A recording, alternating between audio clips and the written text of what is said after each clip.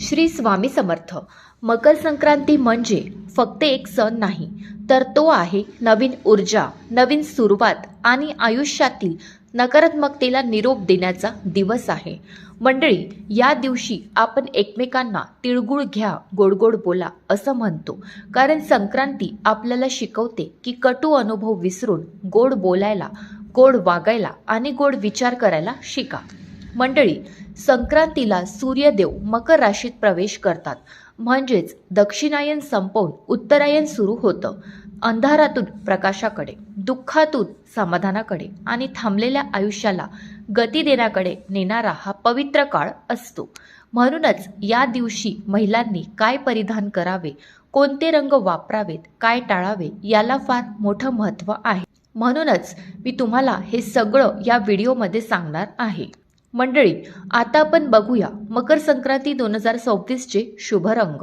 यंदा मकर संक्रांतीला 5 विशेष शुभ रंग मानले जात आहे. हे रंग केवळ सौंदर्यासाठी नाहीत, तर सौभाग्य, शांतता, आरोग्य आणि घरातील सुख समृद्धी वाढवणारे मानले जातात.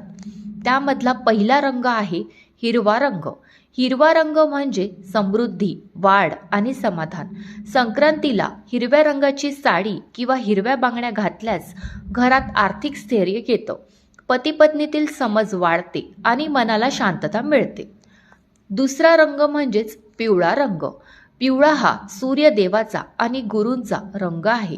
संक्रांतीला पिवळ्या रंगाची साडी किंवा दुपट्टा नेसल्यास विद्या, आरोग्य आणि सकारात्मक विचार वाढतात. विशेषतः विवाहित महिलांसाठी हा रंग फार शुभ मानला जातो. तिसरा रंग म्हणजे गुलाबी रंग. गुलाबी रंग प्रेम, आपुलकी आणि भावनिक समतोल दर्शवतो.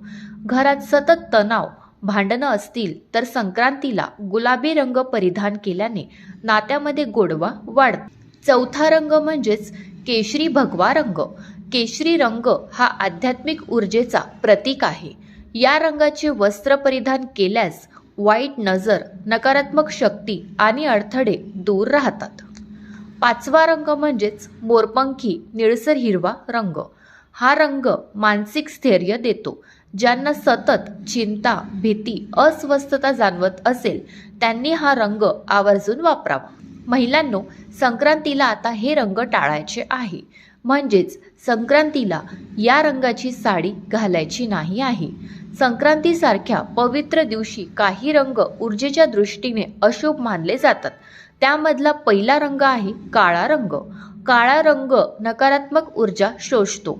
संक्रांतीला काळ्या रंगाची साडी, ब्लाऊज किंवा बांगड्या पूर्णपणे टाळाव्यात. विशेषतः सौभाग्यवती स्त्रियांनी काळ्या रंगाची साडी, ब्लाऊज किंवा बांगड्या बिलकुल घालू नये. दुसरा रंग म्हणजेच गडद निळा किंवा राखाडी रंग. हे रंग उदासी आणि स्थैर्याचा अभाव दर्शवतात. या दिवशी हे रंग परिधान केल्यास मनावर नकारात्मक परिणाम होऊ शकतो. म्हणून महिलांनी गडद निळा किंवा राखाडी रंगाची साडी संक्रांतीला घालू नये. मंडळी, संक्रांतीला बांगड्याचे नियम सौभाग्यवती स्त्रियांसाठी अतिशय महत्त्वाचं. म्हणजेच संक्रांतीच्या दिवशी बांगड्या घालणे म्हणजेच सौभाग्य टिकवण्याचा आणि पतीच्या दीर्घायुष्यासाठी केलेला सूक्ष्म उपाय आहे. सौभाग्यवती स्त्रियांनी या दिवशी हिरव्या, पिवळ्या, लाल किंवा गुलाबी रंगाच्या बांगड्या घालाव्यात. शक्य असेल तर काचेच्या बांगड्या प्राधान्याने घालाव्यात, कारण त्या सकारात्मक कंपन वाढवतात. मंडळी, त्या दिवशी काळ्या, निळ्या किंवा पूर्ण पांढऱ्या बांगड्या संक्रांतीला घालू नयेत. त्या घालायच्या टाळाव्यात. मंडळी, आता आपण बघूया बोरहाण म्हणजे नेमकं काय, संक्रांतीचा खरा अर्थ. बोरहाण म्हणजे फक्त वाण देणं नाही, तर आपल्याकडे जे आहे ते प्रेमाने वाटण्याची भावना आहे. संक्रांतीला बोरहाण देतात म्हणजेच तीळ, गूळ, सुगड, भुईमूग, ऊस, वस्त्र किंवा छोटी भेट देतो. यामागचा भाव हा असतो की माझ्या घरात जसं गोड आहे तसंच तुझ्याही आयुष्यात गोडपणा नांदो. मंडळी, बोरहाण देताना मनात कोणताही हेवा, अपेक्षा न ठेवता दिलं तर वर्षभर सौख्य आणि समाधान मिळतं असं शास्त्र सांगतं.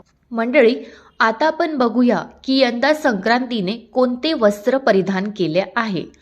परंपरेनुसार यंदा संक्रांती देवीने पिवळसर, केशरी वस्त्र धारण केले आहे, जे सूर्याच्या तेजाचं, उष्णतेचं आणि नवचैतन्याचं प्रतीक मानलं जातं.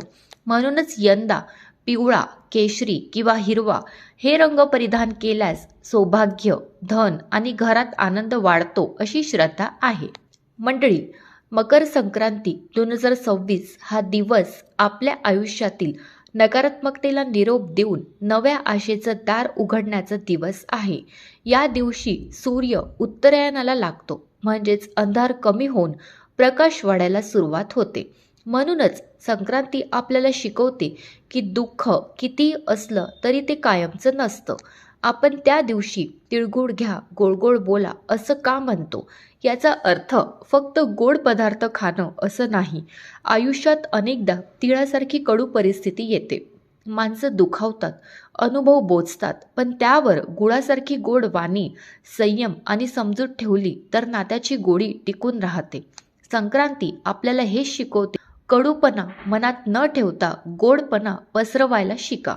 या दिवशी आपण जे करतो, जे बोलतो आणि ज्या भावनेने वागतो त्याचा परिणाम संपूर्ण वर्षभर जाणवतो अशी श्रद्धा आहे. म्हणूनच संक्रांतीला सुंदर वस्त्र परिधान करा, घर स्वच्छ ठेवा, मनात राग नको, शब्दात कडूपणा नको. एखाद्याशी वाद असला तरी आज माफ करा, आज गोड बोला, आज एक पाऊल पुढे टाका. कारण संक्रांतीचा खरा पुण्यकाळ हा घड्याळात नसतो, तो आपल्या मनात असतो. ज्या दिवशी मन गोड होतं, शब्द गोड होतात आणि भावना शुद्ध होतात, त्या दिवशी खरं उत्तरायण सुरू होतं.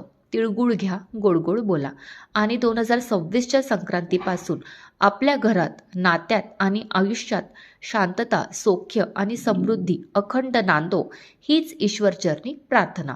जय सूर्यदेवता.